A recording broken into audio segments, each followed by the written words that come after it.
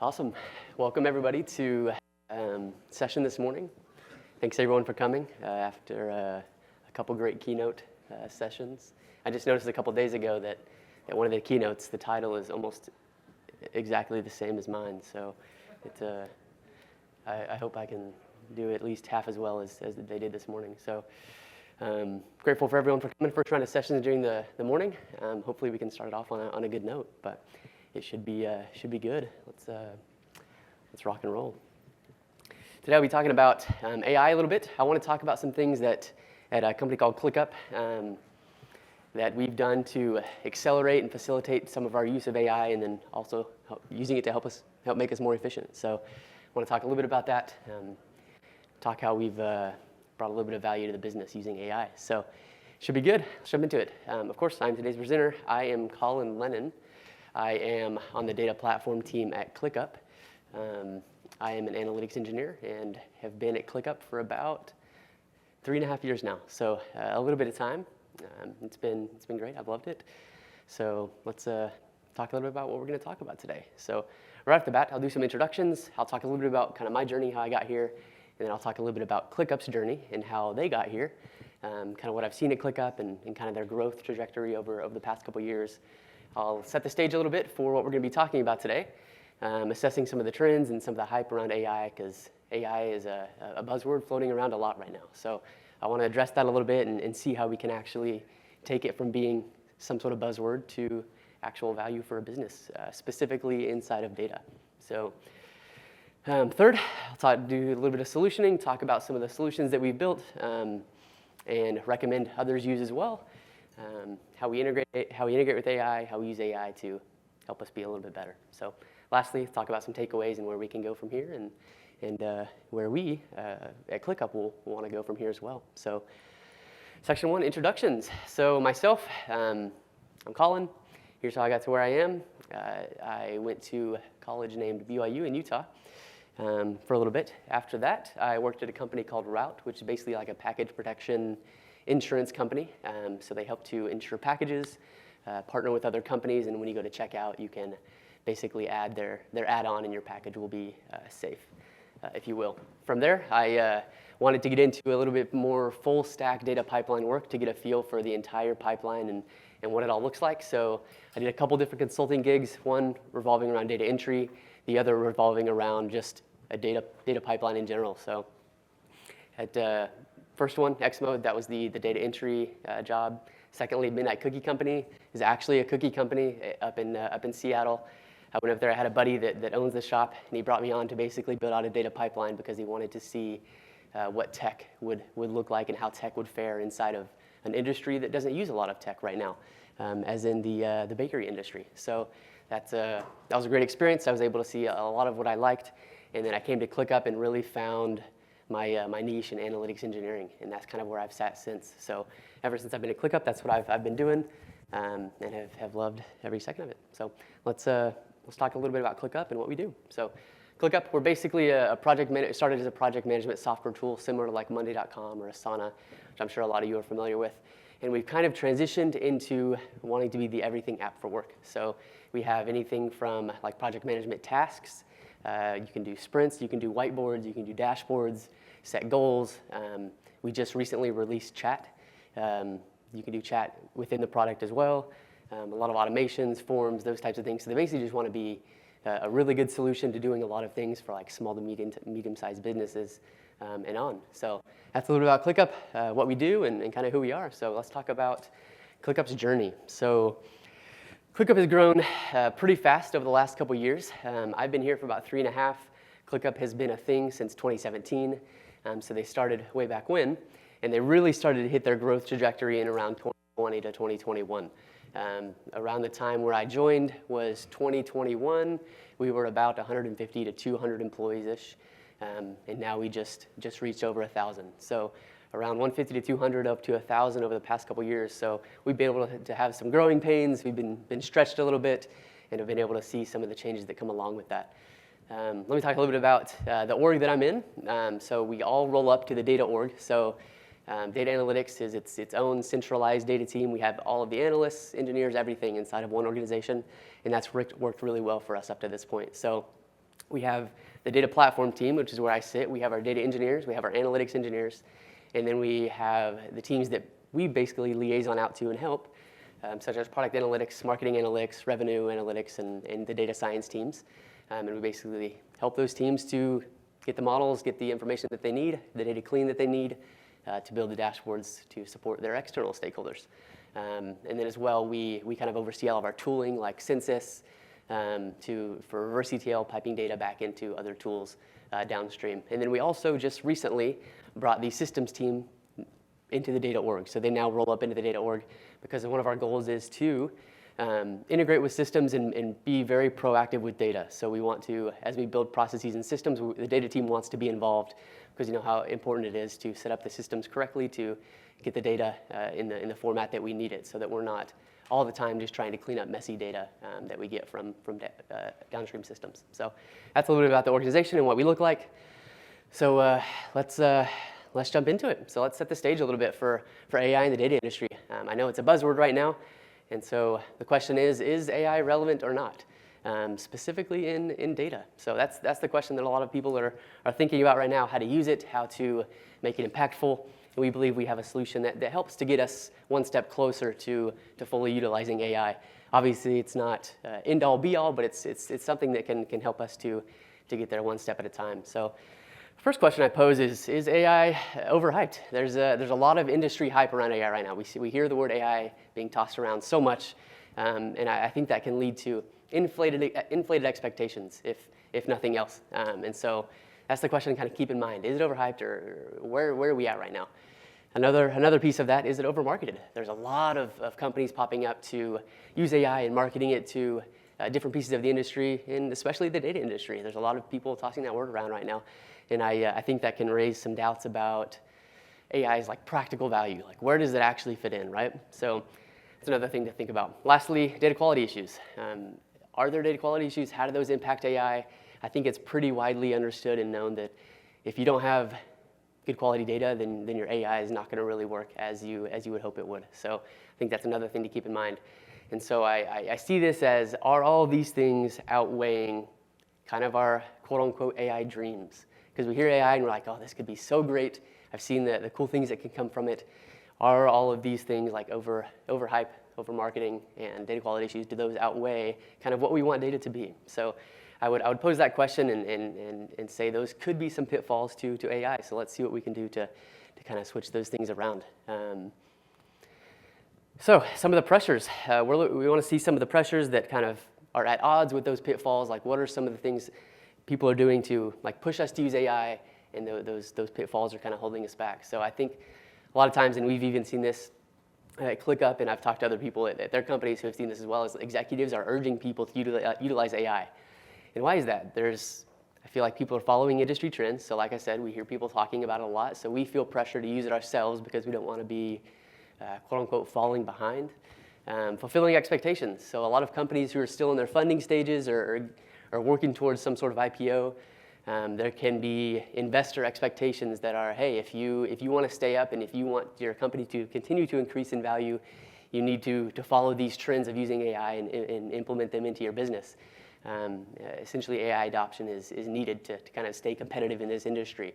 You get that feeling a lot. And so as we've seen those things and as we've talked about those things specifically at ClickUp, we wanted to basically make a commitment to ourselves to say, hey, we want to set a standard for integrating AI into what we do, but we want to do it in a way that's proactive and not a way that we're kind of just following trends or we're just doing things because we feel pressure to do them. So we want to do these things and make it so we are producing proactive value, which is basically kind of going to our stakeholders or going to other people first with suggestions or insights instead of them coming to us and asking for things. So we want to be proactive about these and proactive about helping the business and providing value to them rather than sitting back and waiting for them to come to us and submit tasks and ask us to do things for them. So those are some of the things that we're thinking about at ClickUp.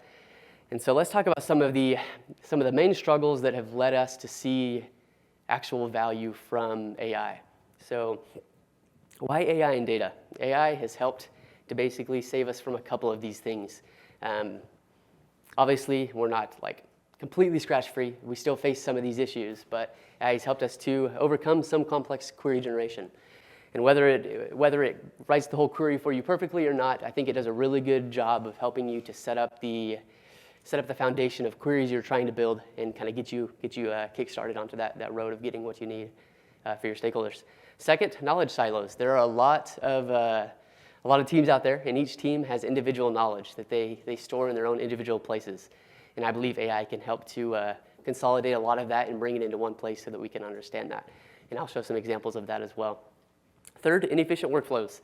I think AI can help us to overcome and get a lot quicker at solving and helping to make these inefficient workflows more efficient and being better with using these. And so I think time spent on these workflows can definitely be automated by AI and what it can do for us. Fourth, information overload. I think there's a lot of information out there, as I'm sure a lot of you know, and I think it can go very in-depth and it can be a lot of stuff for us to handle ourselves. And I think AI can, as well, similar to knowledge silos, not only bring that data together, but also simplify it a lot for us and help us to not feel overwhelmed with what we're working with, and also some practical examples of how this tool can help us to be better with that. So now that I've talked about why, let's talk about a little bit about how. So how does this fit into data? I think there's an immediate use case that a lot of people are jumping on the bandwagon for, and that's basically layering AI onto pre-built tools. So a lot of the companies that were here before AI, they're now taking AI and implementing it into their tools, and that's great. We find a lot of efficiency improvements with that. Step two, I think there's a trend and we're going towards this, but it's basically more of building with AI as a foundation rather than kind of layering it onto our tools. So I've also seen companies kind of take a step back and say, how can we use AI as the foundation rather than just kind of sitting it on top or wrapping it with whatever tool that we're using. And I think that can be an emerging use case that we see in the industry that's coming more and more to fruition. So I think that could be great. So what can this look like for us? How does this look like for us? I want to show you guys what we've built. This is built specifically by engineers for other engineers. We are the ones that have built this and feel like this can really, really help us. And it's a great tool that we've been able to use for this, and I'll talk a little bit about that. But I feel like this is basically a new way to work and in a way that we can kind of change our frame of thinking to be better at this. So jumping into section 3, we'll talk a little bit about solutioning. I want to actually jump into what we've used and what we recommend other people use that we feel can be helpful. So first, using AI is good, and I'll tack onto this, but using AI is good and it can do some really good things for us. So using and building with AI, supplementing it with what we already have.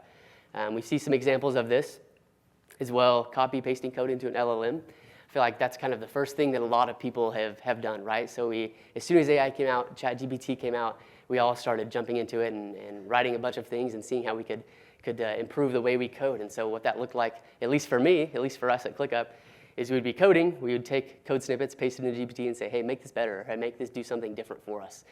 And it was inefficient, taking something from one system to another system. And I feel like as analytics engineers, a lot of times what we do, or at least what I've done as an analytics engineer, is find ways to basically stay in one system and do a lot of my work in one place. And so these tools like PyCharm or VS Code or tools like those help us to consolidate a lot of that because we can code. We can also query our databases, and we can also find ways to basically do everything in one spot, as well as, I guess, interacting with GitHub from those specific IDEs as well has helped us to streamline a lot of our processes. So using AI is good. What does integrating AI look like? And we believe that we found a secret sauce here that can help us to integrate AI with a lot of our workflows and using AI to build. So I believe a RAG system, as we would call it, is the secret sauce to do a lot of this. So RAG stands for Retrieval Augmented Generation, and we feel like this can really help us to take it to the next step. And so at a very high level, I won't go into detail on a RAG system. That's something that you can feel free to kind of look up. Otherwise, we would be here for an hour if we did that. But just at a very high level, there's basically two pieces to this. There's a retrieval, and there's a generation aspect to a RAG system. So what a RAG system does is it has certain context, whether that be like a code repository or something like that, and then it takes that, brings it into its own personal database, indexes that in a way that's easy for itself to query, and then basically what it does is it generates something. So it passes something back to us. So it takes a lot of that context in, makes it very searchable for itself, indexes that, and then passes it back out to us using relevant text, using something like GPT-4 or GPT-4o or whatever it may be. And so it uses some sort of generative model to pass that back to us. And so that's at a very high level. I'll stop with the robot talk. Let's make this a little bit easier to understand, and we'll put it inside of human terms. So a couple examples here that we have to explain RAG is, so if you think about AI, and then you think about AI with RAG, AI without, AI with RAG. Example one, so say we're setting a scene here. So the context is you have no context without RAG. Your prompt, what did I eat for lunch today? And then a response would be something like, I'm sorry, I don't have access to your personal information or activities. AI with RAG has context to your personal notes. So you pass it in some context, it can then understand that, and then you say, what did I eat for lunch today? And it says, according to your notes, a PB&J sandwich. So this is a very extremely simple example for what AI is with and without RAG. So in example two, a little bit more along the lines of what we may see at work. And I actually passed this into our RAG system exactly, and this is the exact response that it gave me for both of these situations. So I basically queried the RAG, gave it no context, took out all the context, said, where can I find our company ARR metrics?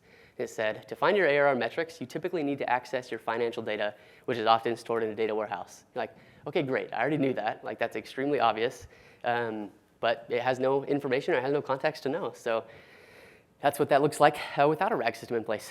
Second, my context is my entire code repository. So my entire GitHub repository, my whole data pipeline, has that as context. So I ask the same question, where can I find the ARR metrics? And it says, you can find your company ARR metrics inside the monthly ARR DBT model, which shows ARR by month. So it even took a step further and said, hey, here's a little bit of the granularity, because we have the granularity obviously not only inside of the model explicitly, but we also have a little bit of documentation around that model in DBT, understanding what kind of level of granularity it's at. So that's just a straightforward, simple example of what that looks like. And so let's jump into some practical examples of what this looks like. So I apologize for the small wording here, but I think it's important to show some of these things and what it can actually do, because with AI, we want to be extremely detailed with what we say, and it also gives us extremely detailed answers back. So I'll talk a little bit about this RAG system, and then after I talk about some of these examples, I'll show the tooling that we've used to support this. So this is basically an IDE that we've used to build this and give context to this RAG system. But right off the bat, I want to talk about complex query generation, because I said that was one of the main pitfalls that we've seen, or one of the main things that we've seen that AI can help us with. So how can it help us overcome complex query generation? So right off the bat, I won't go through the entire model or anything like that. I'll just kind of hit a high level. But the question I asked is, I said, using models, orders, and customer SQL, create a data model that exposes these two metrics, average customer lifetime value and average order value, which I'm sure some of you are familiar with depending on what type of business you have. Ensure there is no missing or dirty values in important fields like customer ID, order total, et cetera, et cetera. And then what it did is it piped out this model from scratch. So I'm in the Jaffle Shop repositories that we've heard about the past couple days. And so for context, that's the repository that I'm in here. And what it did is it piped out some fairly good, fairly simple SQL that we can see, some cleaned orders, basically cleaned up our orders table for us, removed some nulls, created a customer lifetime value CTE for us, and then basically piped those into an average metric CTE and then outputted those for us. So this all happened within a matter of probably 5 seconds. So as soon as I submitted this request, it immediately started providing some code for us. And this can be, if not an end-all be-all, this can be a great start for us to help build some code from scratch. So that's what something like this can do for us. So let's take it a step further with complex query generation. I said, let's take a step back, actually, and remove those overall metrics. So I don't want it to aggregate these metrics anymore. I said, let's remove some of that and take a step back. Create a product affinity CTE to identify order item products frequently purchased within the same orders. And then I gave it some ideas for some models to use to do this. I basically want it to be able to compare orders together and see what's frequently purchased together so that we can maybe recommend different products to other people down the road. So as I'm sure you've seen a lot with like Amazon, if you're going to buy something, you scroll down and it says, hey, here's some products other people have bought similar to the one you're looking at right now. So an idea is similar to that. And so what it did is it went through and adjusted my previous script, added a product ID because we're going to need to join on that field. It then added a product affinity CTE, And you can see it interestingly did a self-join to itself so that it can then understand which products are similarly bought together, so within the same order. So it joined on order ID because it wants to find the same order. It joined on different products because we don't want to pull the same product. We want to see which products that are different that are frequently purchased together. So it's important to see right there. I won't go through the rest of this, but as you can see, just kind of glancing over this, that it does a fairly good job of bringing these things to life. Takes the top 5 customers here, finds the most valuable customers for us, and then kind of goes from there. And does a fairly good job with that. So jumping on to the next one, let's see how this can combat knowledge silos. So I basically give it the context of my code base. I say, looking through my code base, what other models might be helpful in determining which stores my 5 most valuable customers are purchasing from? I want to know the tax rates of those stores. So I'm not telling it like, hey, build me a complete query right here. What I'm saying, I'm just asking it a question about my code right here. So you can also do this. It says to determine which 5 stores or most valuable customers are purchasing from, and to know the tax rates of those, here are some models that you can use. So it basically searched through my code base and found some models that it thinks are related to my question and gave some suggestions here. So it passed in the orders, it passed in the locations, and then it passed in the actual tax rate field from the locations table, which is accurate in this case, knowing the Jaffle Shop repository a little bit. So what it did is it gave me some context, it gave me some information around that, and then it actually went through and adjusted the previous model that it had built to add the tax rate in there so that it can have the tax rate along with each of these orders that it's piping through. So it's fairly smart in that way. It's really good and pretty cool.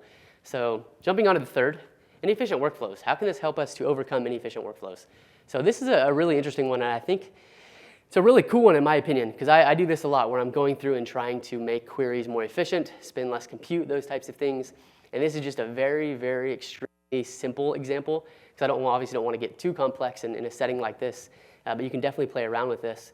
But I basically took wrote a little query that has some obvious inefficiencies, one in particular inside of the order metadata CTE, and I wanted to see if it could catch this. And so I used Snowflake's nifty function of explain using, and I explained this specific query plan using a JSON. So it outputted a JSON, and in the middle you see here there is an example of what that explained JSON looks like. And so I took that, and I put it into like a different file, query underscore plan.json, and I passed that to my RAG system or LLM right here. And I said, I've taken the output from this model and pasted it into query plan.json. If any, identify efficiencies in the query plan and optimize the model for me. So I not only give it the query, as you can see, it has the context of model underscore 2.sql. That's the name of this actual model. But it not only has the understanding of what the query is, but it has the query plan to assist with that. And what it said, the query plan indicates a Cartesian join, and you can see very clearly inside of the plan that it says Cartesian join. It will be a little bit more complex with more complex queries. But it says it indicates a Cartesian join, which is inefficient. We can optimize this by using explicit join conditions instead of a Cartesian join. So it's kind of obvious here. There's no join key or anything like that, so it's going to be very inefficient depending on how big your tables are. But it basically just suggests, hey, add a key. And the cool thing here is that it was able to identify that there was a Cartesian join, that's not efficient, and it basically helps you to understand what you should be joining, and obviously you'll go in and review this, and you can apply it back to the model and submit those join keys or whatever. But it's a great example of how we can improve and move quicker through inefficient workflows. So lastly, information overload. As we talked about before, there's a lot of information around. How can we simplify this or condense this into a little bit of what we want to see? So I basically said, so this is one of this system's probably key features that I feel like can really help us to take things to the next level or 10x our workflows. And that is the composer feature of this certain tool. And I said, I want to make multiple edits, but I don't want to forget everything I need to do, or I don't want to kind of take a long time doing this. Please do the following. I said, add join keys to this model to eliminate the Cartesian join. So I'm basically fixing the issue from the last question that I had. So add join keys for me. Create a separate YAML file for this model to document all the fields and the tests for this model. So do all of that for me. And I said, also create a markdown file with a model description and pull it into the YAML using Jinja. So we can create markdown files with like more in-depth descriptions for models and then reference that in the YAML to tie that back to the model. So I said, basically do these 3 things for me. Edit the model and then create these 2 different files for me all in one. And it's amazing what it can do. So as you can see on the right here, it started working through what I wanted it to do. So in the order metrics SQL, it went through, added that join key for me. You can see the inner join at the bottom of the field right there. And then as we jump into what else it did, it jumped down to the order metrics YAML, created a completely new file for me for order metrics, added the model name, added each of the fields, some unique identifiers. And then you can also see down the bottom left, it added an order metrics markdown for me. And then it basically added a more in-depth description that I then referenced back up inside of the description inside of the first screenshot up there. So some of the descriptions for these columns are simple. You can jump back into it and say, hey, make these a little bit more in-depth, a little bit more helpful for people who aren't familiar with the repository. And it'll then go in and be a little bit more descriptive for you or anything like that. And then at the bottom right is just an example of all three edits made that can then help us to do those things. So all of that said, how do you actually build something like this? So what it's going to start with is we're not only using dbt, we're using ChatGPT, but also a great tool called Cursor. And it seems like, at least from what I've seen the past couple of days, dbt is actually starting to do a lot of this stuff for us. And it looks like they're going in this direction. But as of right now, Cursor has been a fantastic way for us to build a RAG system locally. Very easy getting started right off the bat and kind of getting us up and running. So essentially what you need to do is download Cursor, sign in, obviously, clone your repository to your machine, which you probably already have if you're using core to any extent. Install dbt, create an OpenAI key, and submit it to Cursor. OpenAI key, or if it's a separate tool or separate LLM, you can grab that key. Set up a database connection if you want to. And then define rules for AI. And I have an example Cursor rules file right here. This is the specific format that Cursor takes that you can then paste in there, and it's basically AI rules. So when using Python, do these things, or when using SQL, do these things. And so that's an example of the file right there that can help you to do that. So they do a great job of helping you there. So start out of the box. I think phase one, integrate with external services. So grab something like an OpenAI key or use ChatGPT for something like this. So that's step one. That's something that can help people get up and started like right now and today. And if you want to take it a step further, or if you feel like you want to kind of dive deeper, you can jump into fine-tuned open source LLMs. You can find something that's a little more fine-tuned to your use cases. Or if you want to take it even a step further down the road, kind of build LLMs into your own workflows.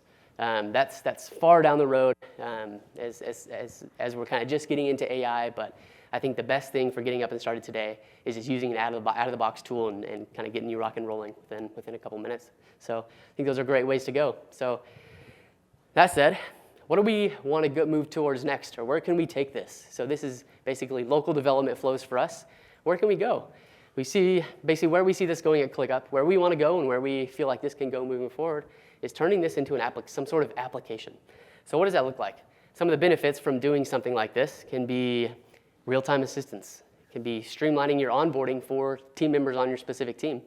It can empower downstream stakeholders to use your stuff. So whether this be like a chatbot that has your context and your information built into it, can surface something like this to not only your internal data team members, but also other stakeholders. And this quote-unquote chatbot or this application that you've built with a lot of this context can serve as a kind of the first shield of defense against stakeholder questions. And if they have deeper things that they need answered, they can come to you there. So something you can pipe into this is all of your documentation around your data team, whether that be models, columns within your models, whether that just be general data architecture documentation that you have living in whatever tool you have. Those can all be things that can be piped into an application like this that you've built. Some of the requirements here, need to have current and updated documentation. That's almost essential here. User training and support is also extremely important. And then some of the limits that you have with LLMs and those types of things are also important to note, because there are going to be those, and you need to understand what those look like to be able to use this effectively. So jumping into the last section, some key takeaways. What can we take away from this?